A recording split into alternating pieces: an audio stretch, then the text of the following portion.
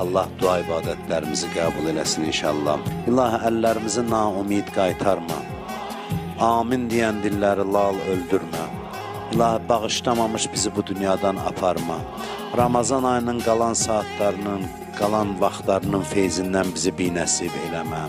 İlahi, bu ayda elədiyimiz kiçik, naqabil əməlləri böylü və layiq şəkildə bizdən qəbul elə. Orucluğu bizə axırıncı orucluq qərar vermə. İzzətin xatirinə izzətimizi əlimizdən alma. Sən and verirəm mübarək Ramazan ayının hörmətinə, hər kimin nə hacəti var, nə dərdi var, bugün hacətin götürüb sənin evə gəlib, hamımızın dərdlərimizə dərman elə. Bütün xəstələrə, nəzərdə olan xəstələrə şifaya acil mərhəmət elə. Ölənlərimizi qəriq rəhmət elə. Dünyadan köçən valideynlərimizə rəhmət elə. Qalanlarını, sağ olanlarını yerin göyün bəlasından hifz elə. Ömrümüzün axırınacan bizə halal minnətsiz ruzi mərhəmət elə. Bizi bundan artıq bir-birimizə mehriban elə. Bizi şeytan, nəfs-i əmmarə şərrindən hifz elə.